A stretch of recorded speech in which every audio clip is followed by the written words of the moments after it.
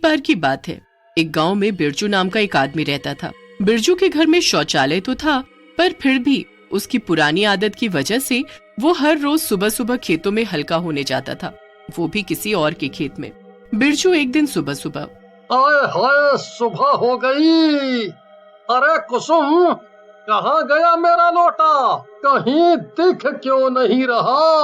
और ये कुसुम कहाँ हो? कुसुम बिरजू की पत्नी थी।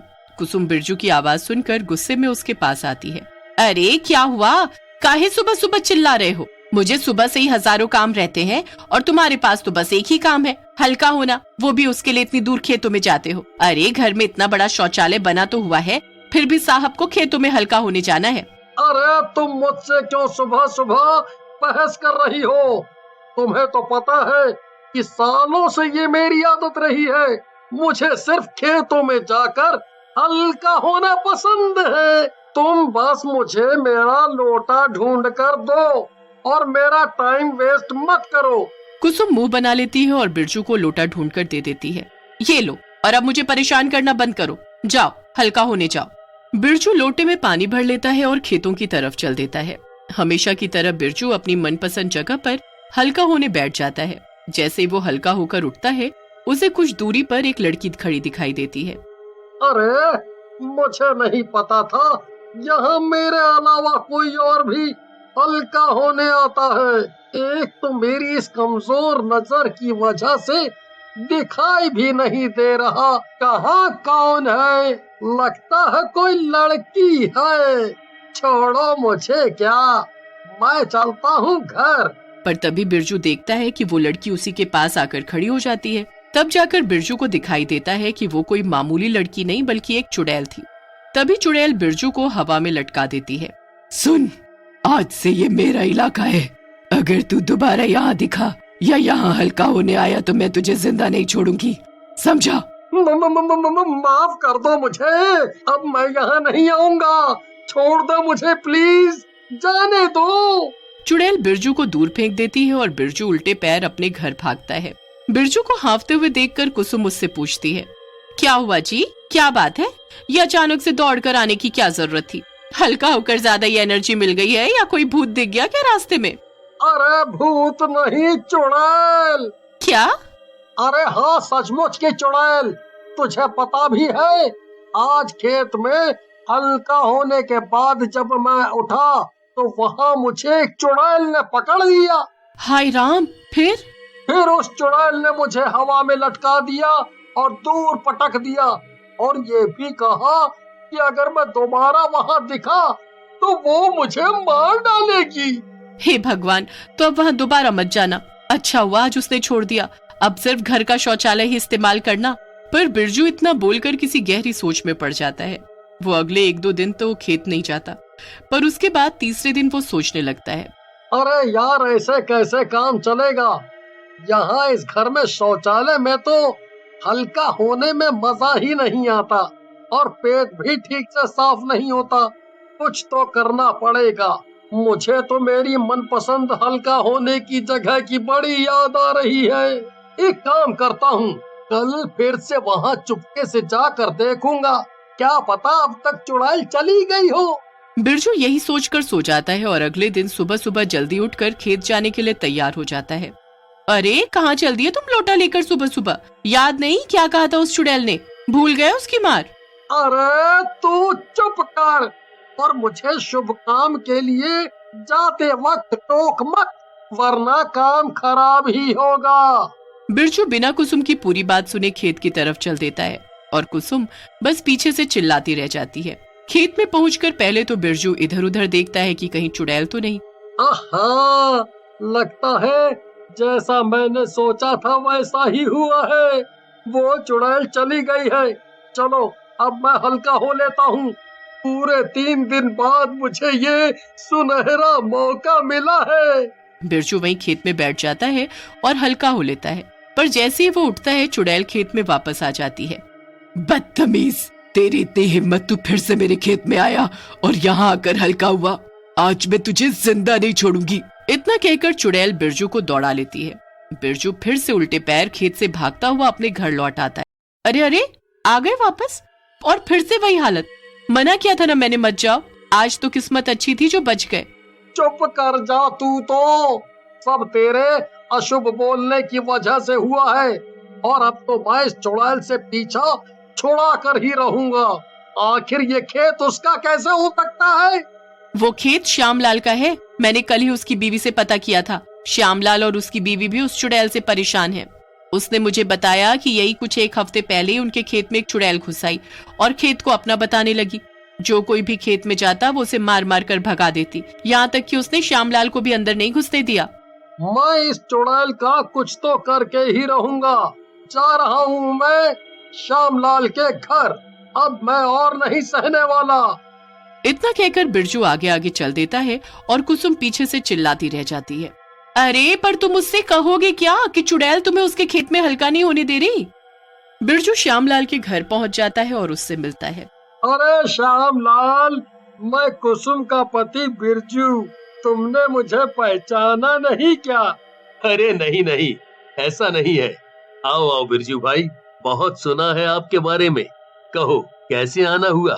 अरे भैया, मैंने कुसुम से सुना कि तुम्हारे खेत में कोई चुड़ैल घुस आई है। हाँ भाई, बड़ा परेशान हूँ। हाँ मैं भी। तुम क्यों परेशान हो बिरजू भैया? अरे वो अब अगर तुम मेरे गांव में ही रहते हो तो हुए ना तुम मेरे दोस्त। तो मेरा दोस्त परेशान तो मैं भी परेशान। पर भैया अब करना क्या है? कोई उपाय है क्या? अभी तक तो नहीं। ओहो, पर मेरे पास है। मेरे पास एक भूत भगाने वाला बढ़िया टोटका है जो मैंने अखबार में पढ़ा था। वो करने से जरूर चुड़ैल तुम्हारे खेत से भाग जाएगी। हाँ। अच्छा, तो जल्दी बताओ ना बिरजू भाई। इसके लिए हमें एक लाल रंग का कपड़ा चाहिए जिसके अंदर हमें कुछ लाल मिर्च, नींबू और माता रानी की एक फोटो रखनी होगी। बस फिर उस कपड़े के अंदर ये सब रख कर उसकी एक पोटली बनाकर उसे एक डंडे पे लटका कर जब हम चुड़ैल को उससे दौड़ाएंगे तो वो डर कर भाग जाएगी। हाँ। अच्छा, ऐसा क्या? फिर क्या था? श्यामलाल और बिरजू लाल रंग के कपड़े में सब सामान रखकर वैसी पोटली बनाते हैं और उसे एक डंडे से लटकाकर खेत की तरफ चल देते हैं। खेत पहुंचकर बिरजू, ठीक है श्यामलाल भैया, वो चुड़ैल यहीं कहीं होगी। चलो उसे ढूंढते हैं और उसे तुम्हारे खेत से डरा कर भगा देते हैं। अरे बिरजू भैया, मैं तुम्हारा ये एहसान कभी नहीं भूलूंगा। तुम मेरे खेत बचाने के लिए कितना कुछ कर रहे हो। धन्यवाद। अरे ये तो मेरा फर्ज है।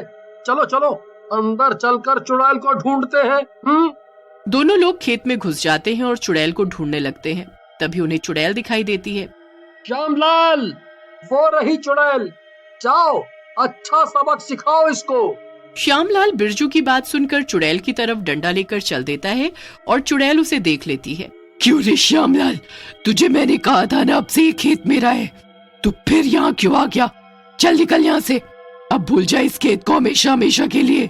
तभी श्यामलाल चुड़ैल की तरफ बढ़ता है और उसके पास पहुंचकर उसे जोर जोर से डंडे से मारने लगता है। हैरानी की बात तो ये थी कि वो डंडा सचमुच ही अपना जादू दिखाता है और चुड़ैल को उससे चोट लगने लगती है। अरे अरे बचाओ, ये क्या है? अरे अरे हाय, कितना दर्द हो रहा है, ये कैसा डंडा है? श्यामलाल चुड़ैल को दौड़ा दौड़ा कर खेत से बाहर निकाल देता है, पर जब चुड़ैल मार खा खा कर खेत से बाहर निकल जाती है तब वो बिरजू को भी श्यामलाल के साथ उसके पीछे खड़ा और मुस्कुराता हुआ देखती है। अच्छा, तो तुम दोनों मिले हुए हो। वाह श्यामलाल, तो ये बिरजू तुम्हारी मदद कर रहा है। पर क्या तुम्हें ये पता है कि यही बिरजू हर रोज सुबह सुबह तुम्हारे खेत में हल्का होने आता था? इतना कहकर चुड़ैल तो चली जाती है, पर श्यामलाल बिरजू को गुस्से से देखने लगता है। बिरजू को चुड़ैल की बात सुनकर श्यामलाल से डर लगने लगता है और वो उसके पीठ पीछे से भागने की कोशिश करने लगता है, पर श्यामलाल उसे रोक लेता है। देख श्यामलाल, मुझे माफ कर दे, मुझे माफ कर दे। मैं तो तेरा दोस्त हूँ ना। दोस्त? अरे नहीं, बिल्कुल नहीं। तेरे जैसा दोस्त मुझे नहीं चाहिए। तू मुझे ना जाने कब से बेवकूफ बना रहा था। आज तो तेरी खैर नहीं। इतनी मार खाने के बाद बिरजू तय कर लेता है कि वो दोबारा कभी खेत में हल्का होने नहीं जाएगा। एक गांव में एक कोर्ट था। वो वहां अकेला कोर्ट था जहां लोग अपनी परेशानियां लेकर जाया करते थे, लेकिन वकील कम होने के कारण वहां कुछ लोग वकालत की भी पढ़ाई करते थे। ऐसे ही वहां 2 बच्चे थे जिनका नाम संध्या और रवि था। रवि, तुम्हें पता है प्रियंका मैडम फ्री में वकालत पढ़ा रही हैं? कितना बढ़िया है, वरना बाकी लोग तो बहुत पैसे ले रहे हैं। क्यों ना हम भी प्रियंका मैडम के पास ही चले। वैसे भी यहाँ के लोगों को वकीलों की बहुत जरूरत है। हाँ चलो, हम दोनों साथ में चलते हैं। संध्या और रवि प्रियंका के पास वकालत पढ़ने चले जाते हैं। तो तुम दोनों भी वकालत पढ़ने आए हो?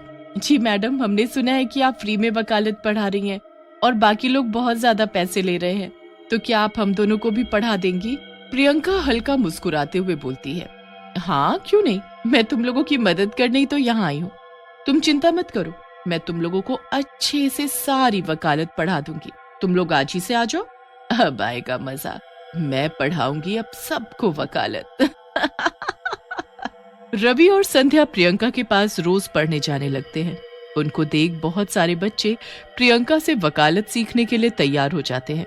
चलो, आज से हम एक नए सिद्धांत के बारे में जानेंगे, लेकिन ये सिद्धांत मैं सारे बच्चों को एक साथ नहीं पढ़ा सकती, इसीलिए मैं एक क्लास खत्म हो जाने के बाद केवल 2 बच्चों को रुकने को बोलूंगी। जो भी यहाँ रुकेगा वो नए सिद्धांत को पढ़ेगा और अपनी कॉपी में लिख के रख लेगा। तो फिर क्या वो हमें अपना लिखा हुआ देगा या हमें अलग से क्लास लेनी पड़ेगी? नहीं, सबको अपने अपनी कॉपी में खुद लिखना होगा। और आज प्रीति और शेखर नया सिद्धांत पढ़ने आएंगे।